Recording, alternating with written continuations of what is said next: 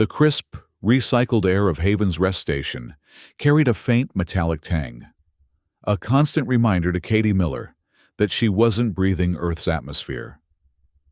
The young communications specialist adjusted her uniform collar, fingertips brushing against the small Earth Defense Command insignia, a blue planet with a protective silver arc, as she hurried through the curved, pearlescent corridors of the station's diplomatic sector.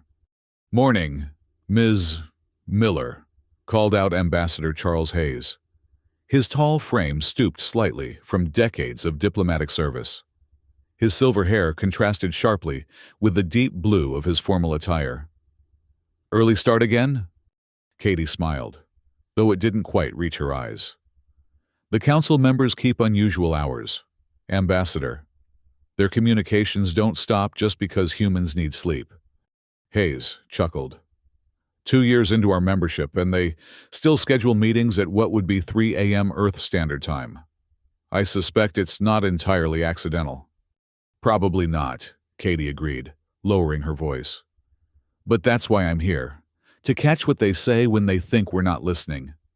The ambassador's expression grew serious. "Just be careful.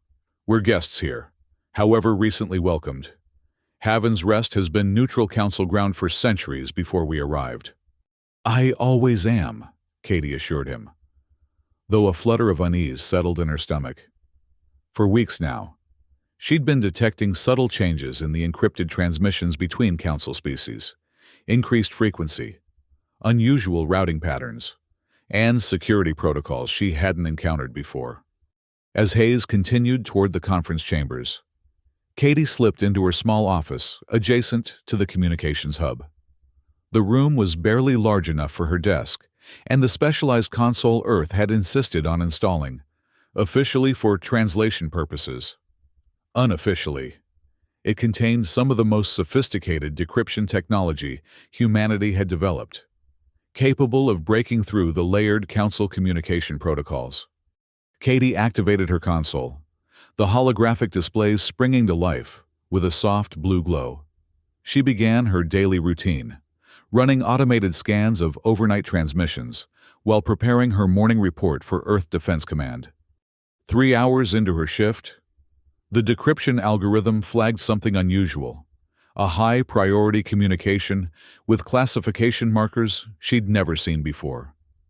The message had been transmitted from the private chambers of Hierarch Zaktar, the Volari representative who had most vocally opposed human membership in the council.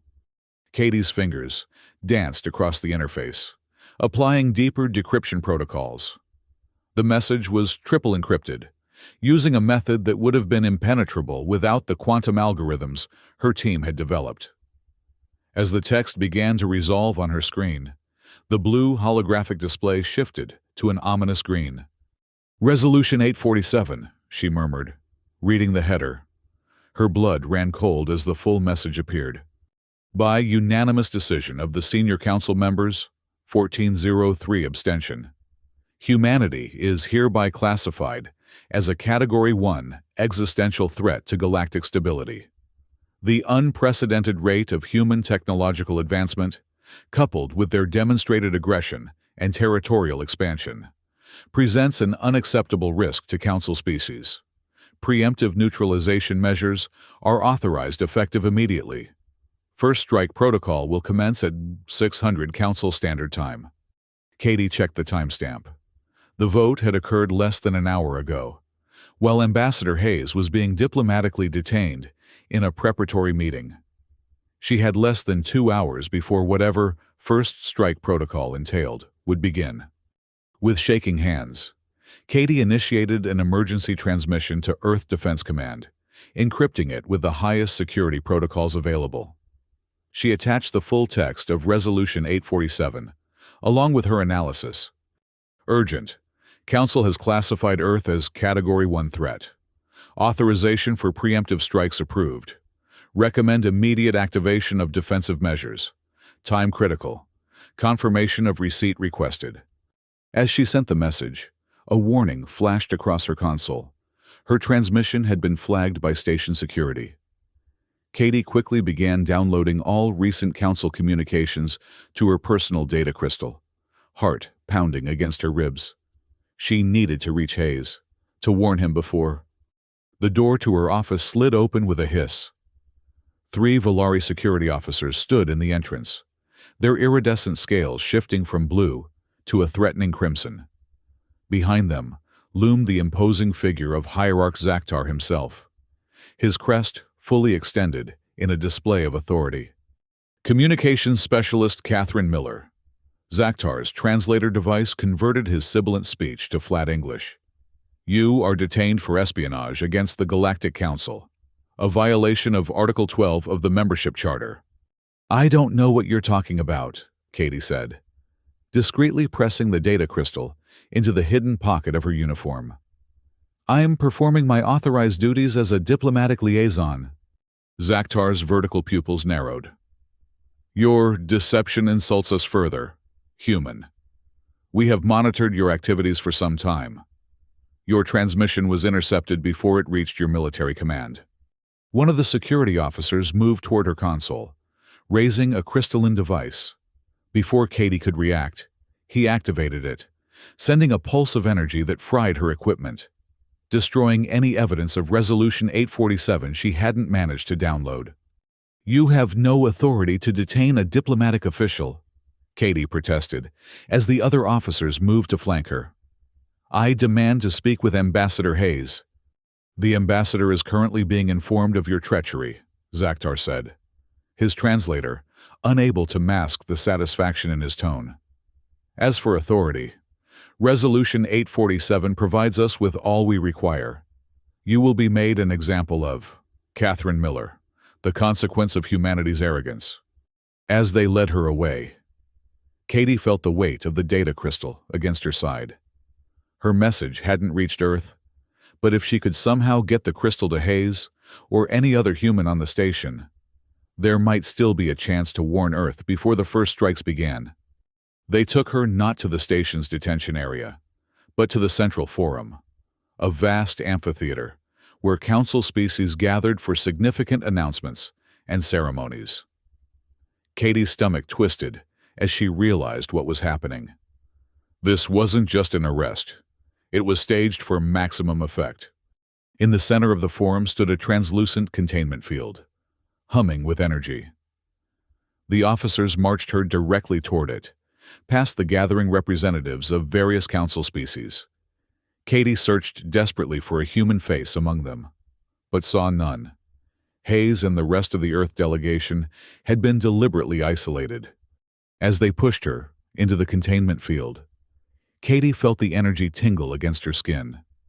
The field would prevent any movement while allowing full visibility from all angles. She was on display. Hierarch Zaktar ascended to the speaker's platform, his ornate robes catching the light. Members of the Galactic Council, we stand at a pivotal moment in our 3,000-year history. The human before you has been caught attempting to transmit classified council decisions to her military commanders, confirming our assessment of humanity's inherent treachery. Katie's voice rang out, defiant despite her fear. You voted to attack Earth without provocation. I was warning my people of your betrayal. Murmurs rippled through the assembled aliens. Zaktar's crest flared in anger. Silence the prisoner, he commanded. And Katie felt the containment field constrict slightly, pressing against her throat, just enough to make speech difficult.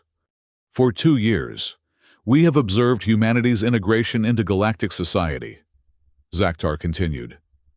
We have witnessed their rapid adaptation of our technologies, their aggressive expansion to 3 new star systems, without council approval. And now, this final confirmation of their hostile intent. The security of all council species requires decisive action. A large holographic display activated above the forum, showing various Earth cities, military installations, and orbital platforms. Katie recognized them as targeting data and felt sick with helpless rage. As authorized by Resolution 847, the First Strike Protocol will neutralize key human military capabilities, Zaktar announced. But first, We shall demonstrate the consequence of defying council authority." He turned toward Katie, his alien features unreadable to human eyes, but his intent unmistakable. "Catherine Miller, you are sentenced to immediate execution for espionage against the Galactic Council." Katie's eyes widened in shock. Public execution was supposed to be abolished under council law centuries ago. She struggled against the containment field, finding just enough space to speak. "The people of Earth will not forget this," she managed, her voice strained but clear. "Whatever you do to me, they will—" Zaktar made a gesture, and the containment field began to glow with increasing intensity.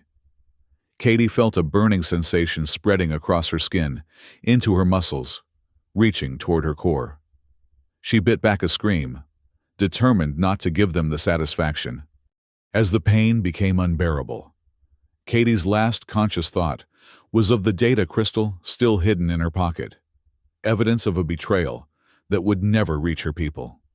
The containment field flared blindingly bright, then dissipated, leaving nothing behind. "Let this be a message to all who would threaten council security," Zaktar declared to the silent forum. "The first strike begins now."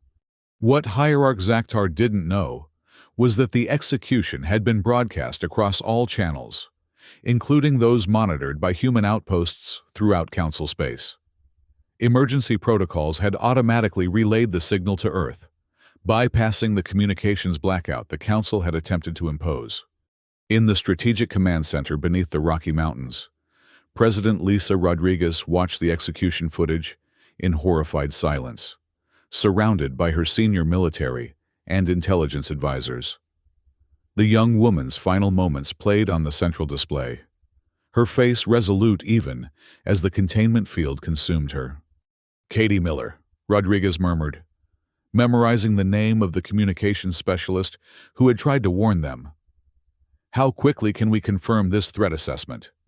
Admiral Jake Thompson, commander of Earth Defense Forces, stepped forward. His weathered face was grim, jaw tight with barely controlled fury. "Madam President, we've already detected Council warships moving toward our outer colonies. Long-range sensors show a fleet assembling near Jupiter's orbit. This is happening."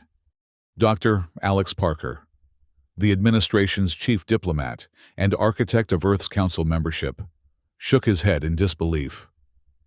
"There must be some misunderstanding. The Council operates by consensus. Such an extreme measure would require months of deliberation." "Tell that to Katie Miller," Thompson growled. "They executed her without trial, in violation of their own Charter of Rights. This was planned, Dr. Parker. They've been setting this up since they reluctantly admitted us 2 years ago." Rodriguez raised a hand, silencing the brewing argument. "What are our options, Admiral?" Thompson activated the tactical display, showing Earth's defensive positions and the approaching Council vessels. "We're outnumbered at least 5-1 by conventional assessment. The Council commands the combined military might of 14 advanced species. If we engage in traditional warfare, we lose." "So we surrender?" Parker asked incredulously. "I didn't say that," Thompson replied, his voice hardening. "Madam President, I recommend immediate activation of the Phoenix Project." A heavy silence fell over the room. The Phoenix Project was Earth's most closely guarded secret, a contingency plan developed in the shadows of their public diplomatic efforts, drawing on both reverse-engineered alien technology and humanity's own innovative approaches to warfare. "The Phoenix Project was conceived as a last resort," Rodriguez said carefully. "Once deployed, there's no going back. We would be committing to total war." "They already have," Thompson countered, gesturing to the frozen image of Katie Miller. "This wasn't just an execution. It was a declaration of intent. They're telling us exactly what they plan to do to all of humanity." Rodriguez turned to Dr. Sarah Williams, the lead scientist of the Phoenix Project. The physicist had remained silent until now, her expression troubled. "Dr. Williams, is Phoenix operational?" Williams nodded slowly. "Both phases are ready for deployment. Madam President, the prototype ships have been tested in the Kuiper Belt, away from Council observation. The quantum disruption weapons are functional, and the final option is prepared. And your assessment of our chances? Williams exchanged a glance with Thompson before answering. If we strike hard and fast, exploiting the element of surprise, we can achieve our objectives. The Council believes they understand our technological capabilities. They don't. Rodriguez walked to the window overlooking the command center, where hundreds of personnel were already mobilizing for war, their movements precise and urgent. She thought of Katie Miller, a young woman who had died trying to warn her people. She thought of Earth's billions of citizens, unaware that alien warships were approaching with genocidal intent. "How long before the Council fleet reaches Earth?" she asked. "Approximately 68 hours at their current speed," Thompson replied. Rodriguez turned back to face her advisors.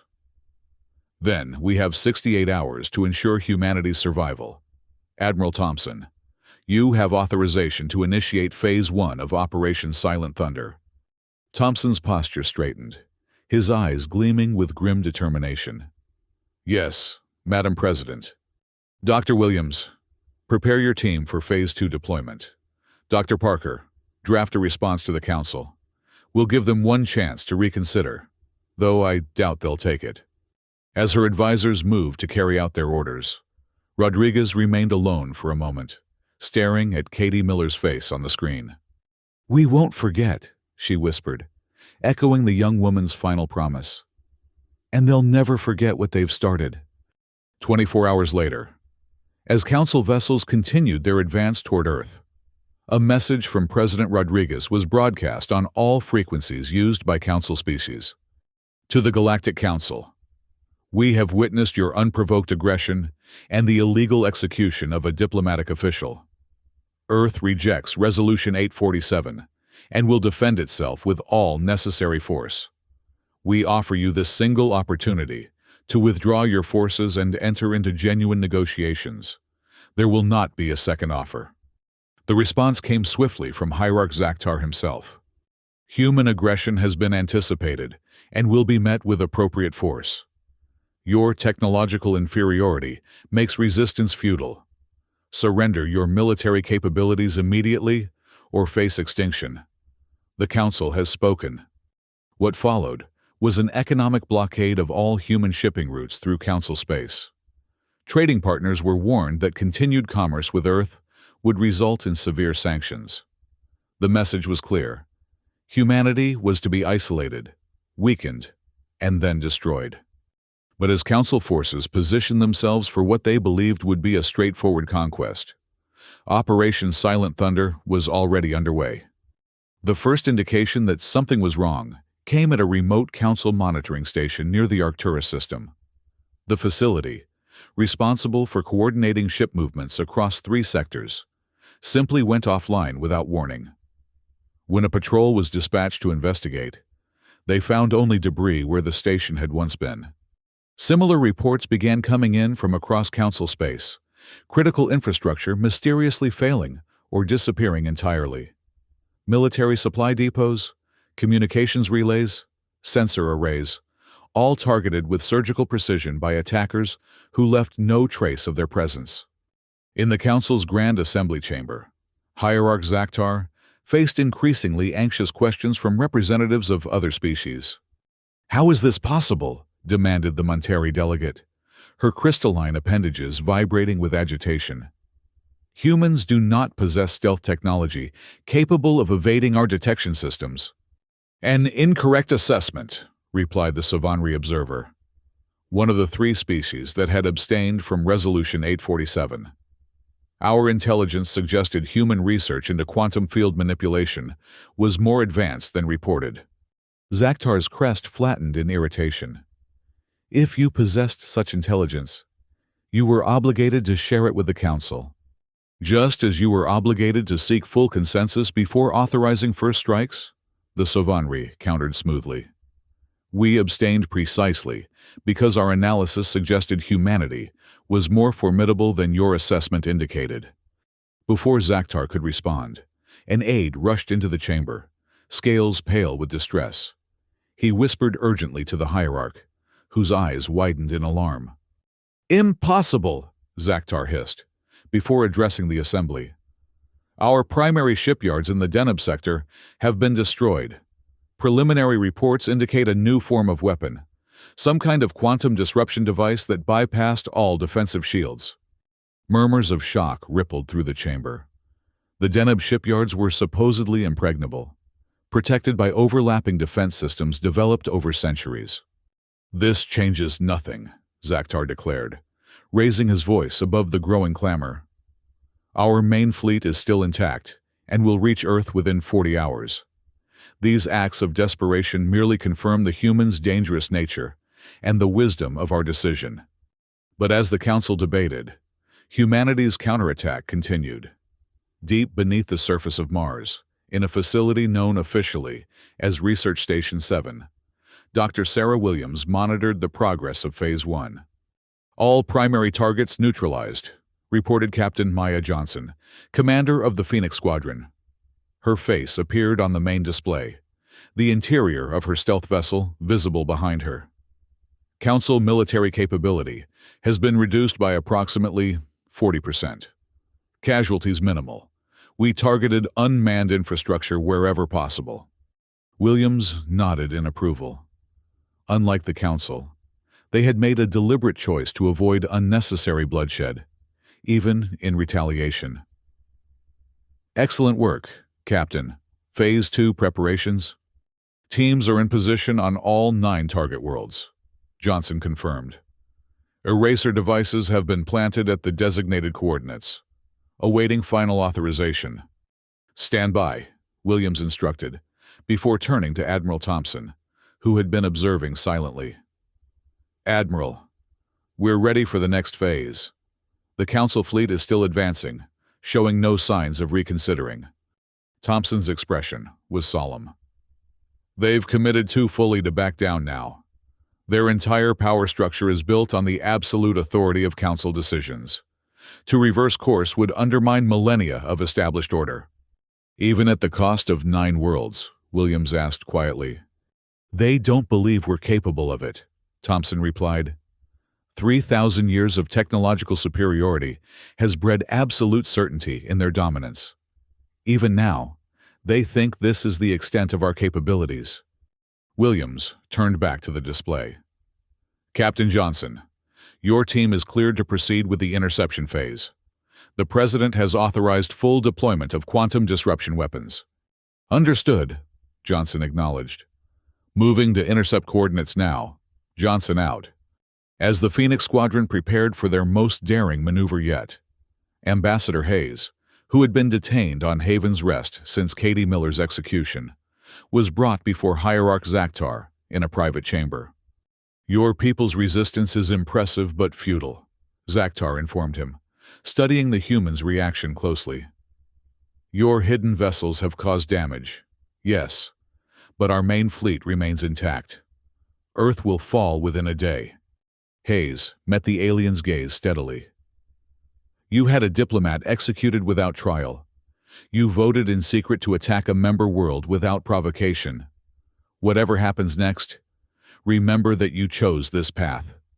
"Sanctimonious to the end," Zakhtar observed. "Your species had potential, Ambassador. Had you accepted your proper place in the hierarchy, learned patience, humanity might have been granted greater privileges over time. Instead, your inherent aggression and ambition forced our hand." "Is that what you'll tell yourself when this is over?" Hayes asked. "That you had no choice?" Something in the ambassador's tone gave Zakhtar pause. "You speak as though you expect victory. What final surprise do you think your people possess?" Hayes simply smiled, a sad, knowing expression. "Katie Miller tried to warn us. We've spent 2 years warning you, about assuming you understood humanity's limits, about underestimating what we're capable of when threatened. You should have listened." Far from the diplomatic posturing, the Council's Grand Fleet, nearly 2,000 vessels of various sizes and configurations, moved in perfect formation toward Earth.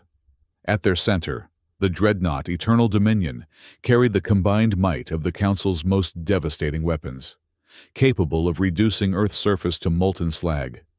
Fleet Commander Vorex of the Torlani studied the tactical display with satisfaction. Despite the unexplained attacks on their infrastructure, the main assault force remained overwhelming. Human defenses would be utterly inadequate against such firepower. "We enter the Sol system in 6 hours," his executive officer reported. "Earth's defensive fleet has taken position near their moon. Preliminary scans indicate approximately 200 vessels of various classes." "As expected," Vorex rumbled, his massive frame shifting as he contemplated the coming battle. "They've gathered everything they have in a desperate last stand. Signal the fleet to prepare for combat maneuvers."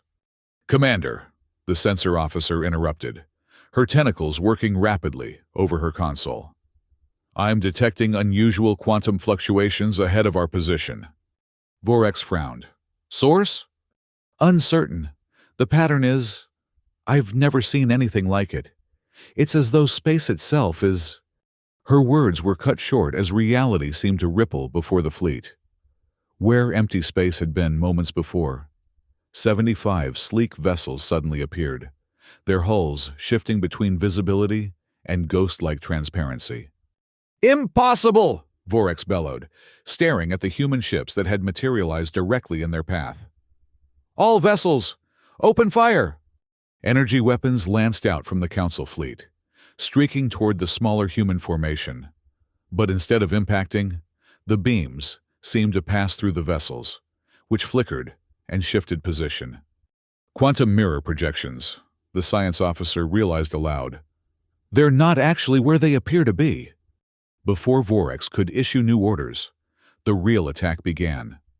From completely different vectors, the actual human vessels revealed themselves, launching brilliant blue projectiles toward the Council fleet. Where the projectiles struck, Council ships simply came apart, not exploding, but disintegrating as the quantum bonds holding their matter together were systematically disrupted.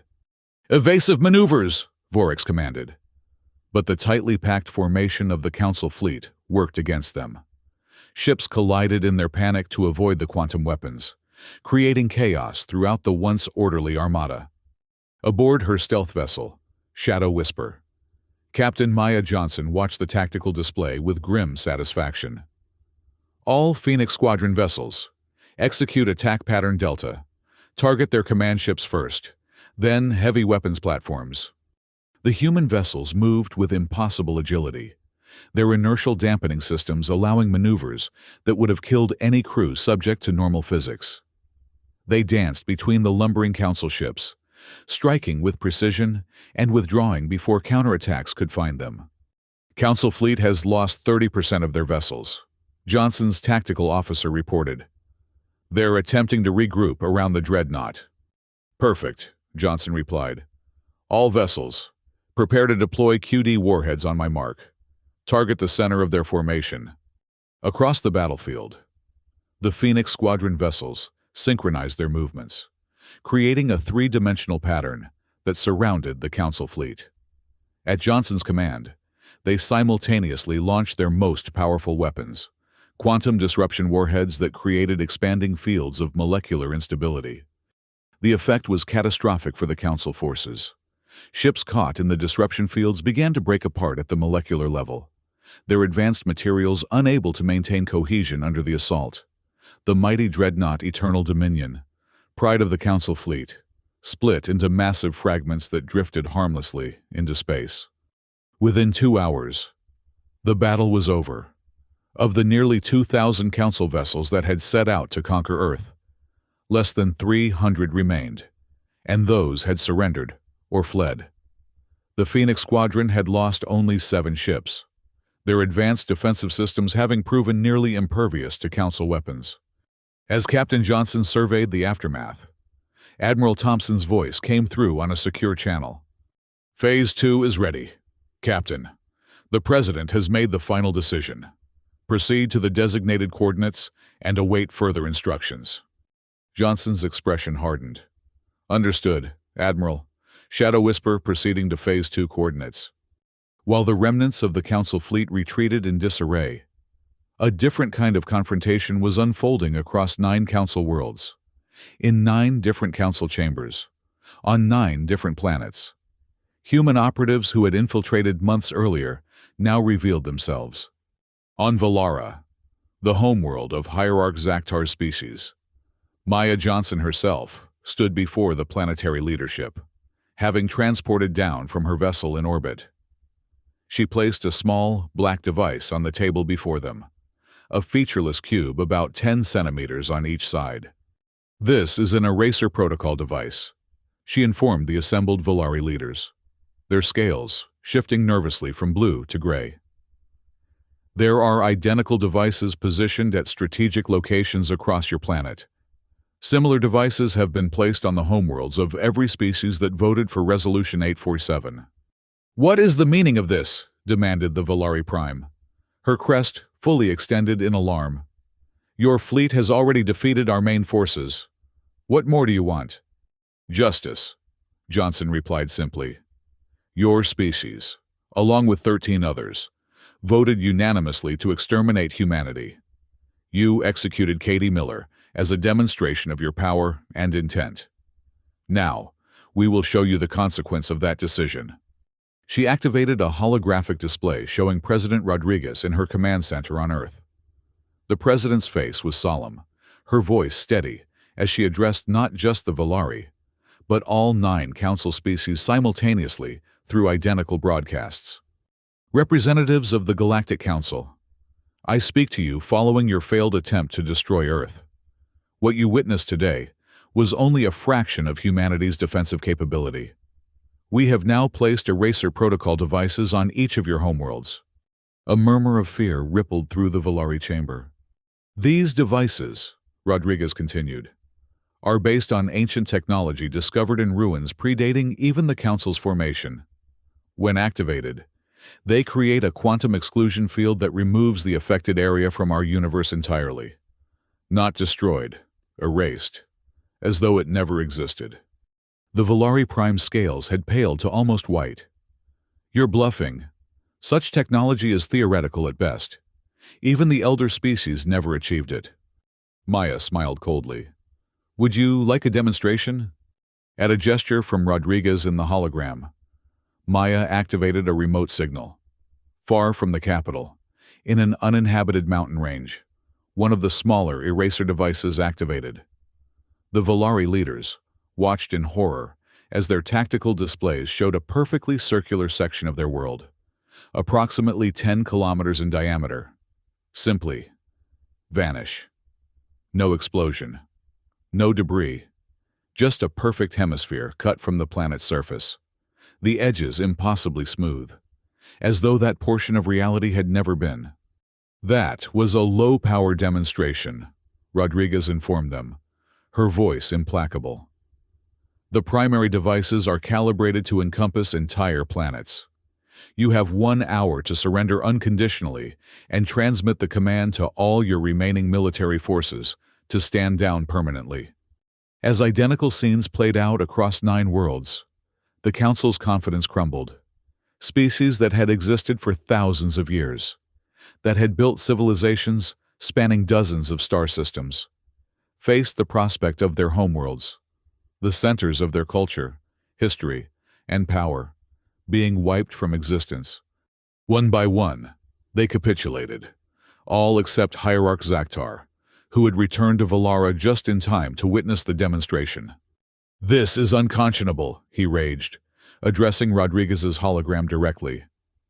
"You claim to be better than us, yet you threaten genocide on an unprecedented scale." "No, Hierarch," Rodriguez replied calmly. "We're giving you a choice, the choice you denied us.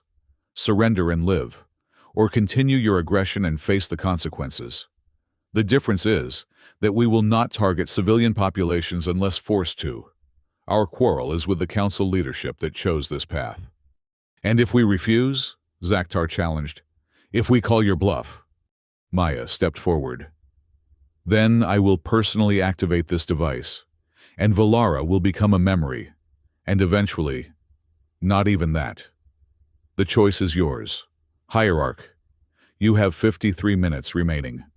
In the end, faced with the extinction of their species, even Zaktar relented. The Volari Prime overruled him, transmitting their formal surrender to Earth. The other 8 species followed suit, their millennia of superiority giving way to the stark reality of their situation. The 3 species that had abstained from Resolution 847, the Sovanri, the Lyrians, and the Thal Collective, were spared the ultimatum. Their worlds had not been targeted, and they quickly positioned themselves as potential intermediaries in whatever new order would emerge. As the hour of decision approached its end, Maya Johnson received the final confirmation from Earth. All 9 species have surrendered, Captain, Admiral Thompson informed her. The President has ordered the eraser devices to be deactivated, but left in place as a guarantee of compliance. You're authorized to return to Earth. Maya glanced at the Volari leaders, still visibly shaken by how close they had come to annihilation. Understood, Admiral. Before I leave, I have a personal message for Hierarch Zaktar. She approached the disgraced leader, who had been stripped of his position by the Volari Prime's emergency decree. Katie Miller, Maya said quietly, so only he could hear. Remember that name. Every time you look to the stars and see human ships, remember the young woman whose execution led to this moment. Remember that we could have erased your world entirely, but chose not to, not out of weakness, but because we are not what you claimed we were. Zaktar's eyes narrowed, but he remained silent, his once proud crest now lying flat against his neck in the Volari expression of submission. As Maya transported back to her vessel, the shape of the new galactic order was already forming. The Council, which had stood for 3,000 years as the unchallenged authority in known space, had been shattered in less than 3 days. Humanity, which they had sought to extinguish as a potential threat, now held the power of life and death over 9 advanced civilizations. On Earth, President Rodriguez stood at the window of her office, looking out at the lights of Washington, D.C., below.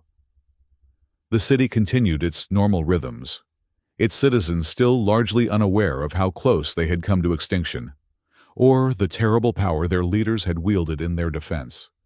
Admiral Thompson entered after a respectful knock.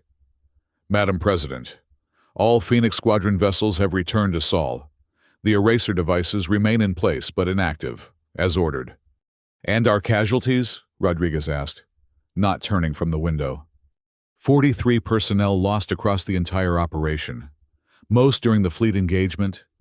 Rodriguez nodded slowly. 44, Admiral. Let's not forget Katie Miller. Never, Thompson agreed solemnly. Her name has already been added to the memorial wall at Defense Command. First on the list. Rodriguez finally turned to face him. We won, Admiral, but at what cost to who we are? We now hold 9 civilizations hostage, with weapons of unimaginable power. The temptation to become exactly what Zaktar accused us of being will be enormous. Thompson considered this. Perhaps, but we chose not to use the erasers, even after what they did. That counts for something. It counts for everything, Rodriguez said firmly.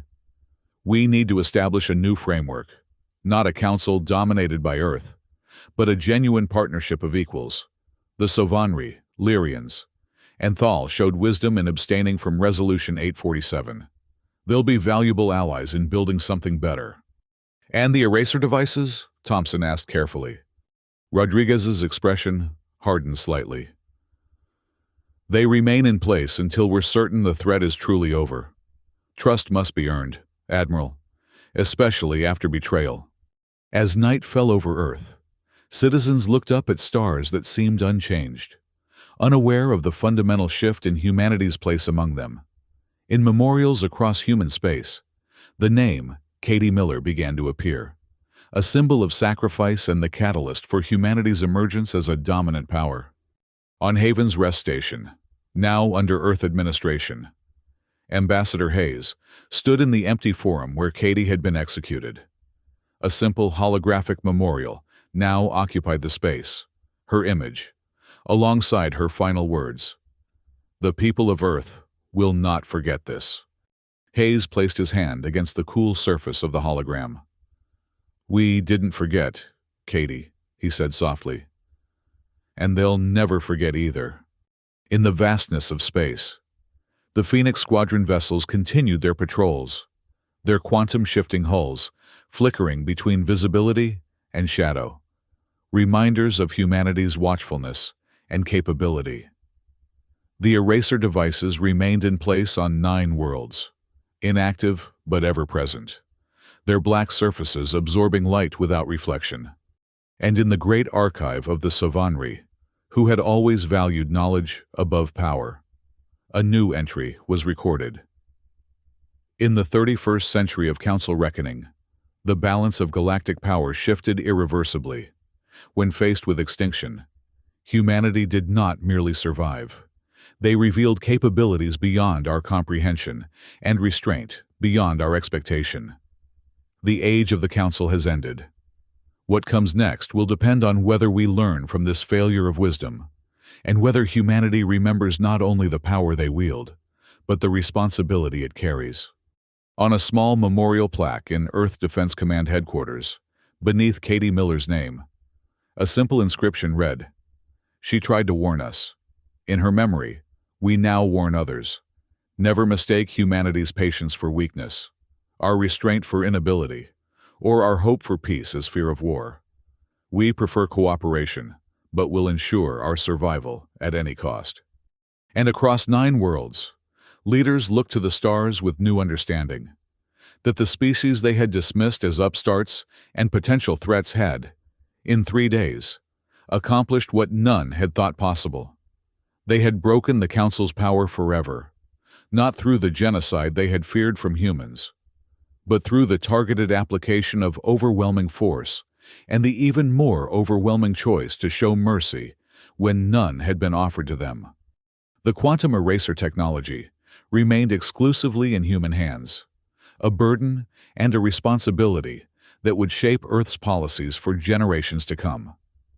The knowledge that they possessed the power to remove entire worlds from existence weighed heavily on those entrusted with its secrets. In her quarters aboard the Shadow Whisper, Captain Maya Johnson reviewed the final reports from the operation, including casualty lists from both sides. The human losses had been minimal, but even the Council casualties were fewer than might have been expected from such a decisive conflict, a testament to the precision of their strikes and the effectiveness of quantum disruption weapons that disabled, rather than obliterated, their targets. She paused on an image of Katie Miller, the young communications specialist whose execution had set everything in motion. "We remembered," she whispered to the image, "and we made sure they'll never forget." The next morning, as Phoenix Squadron vessels began the long process of escorting surrendered Council ships back to their respective worlds, Admiral Thompson received a secure transmission from Dr. Williams at the Mars facility. "We've completed analysis of the Council database captured from the Dreadnought," Williams reported. "There's something you need to see." Hours later, in the secure conference room beneath the Rocky Mountains, President Rodriguez, Admiral Thompson, Dr. Williams, and a select few others reviewed the translated Council records. According to these internal communications, Williams explained, Resolution 847 wasn't simply about fear of human advancement. The Council discovered that we had located and begun to understand technologies from the same ancient civilization that created the quantum eraser protocols. They feared we would eventually discover the erasers on our own, so they tried to eliminate us before we could become a genuine threat to their power. Thompson concluded. They created the very outcome they feared most. Rodriguez studied the holographic projection of galaxy-wide power distributions, now radically altered with Earth at the center. History is filled with empires that fell because they feared losing power more than they valued finding partners, she observed. The Council ruled for 3,000 years, but couldn't imagine a future where they shared authority with a new species. "What now?" Madam President, asked Ambassador Hayes, recently returned from Haven's Rest. We've won the war, but building peace will be more complex. Rodriguez turned to face her advisors, her expression resolute. Now, we prove Hierarch Zaktar wrong. We show the galaxy that humans can wield unprecedented power without becoming the monsters he claimed we were. We create a new alliance based on mutual respect rather than hierarchical control. And we ensure that no species ever again faces extinction for the crime of advancing too quickly. As the meeting continued, plans forming for a new interstellar order. A small memorial service was held in the communications section of Earth Defense Command. Katie Miller's parents, siblings, and colleagues gathered to honor the young woman whose death had changed the course of human history. Her mother placed a single white rose beneath the holographic image of her daughter. "She always wanted to make a difference," she said, voice breaking slightly. She believed that understanding each other was the path to peace. Admiral Thompson, who had stepped away from the strategic meeting to attend the service, nodded solemnly. In the end, it was her warning that saved us all. Not in the way she intended, perhaps, but without her sacrifice, we might never have been prepared for what came next. As the service concluded, Thompson returned to the command center, where tactical displays showed the new reality. Council forces withdrawn to their territories, human vessels establishing presence throughout formerly restricted space, and the 3 abstaining species opening direct diplomatic channels with Earth. "Katie Miller," he murmured, looking at the shifting patterns of ships and powers. "You didn't just save us. You changed everything." And across the stars, on 9 worlds now living under the shadow of devices that could erase them from existence, leaders looked to Earth with a mixture of fear, resentment, and reluctant respect. The species that they had voted to eliminate had instead shown them the true meaning of power, not merely the ability to destroy, but the choice not to, even when provoked beyond measure. The age of the Council had ended. The age of humanity had begun. And it had started with the death of a single human girl who had tried to warn her people of betrayal, never knowing that her sacrifice would become the catalyst for their emergence as the dominant force in the galaxy.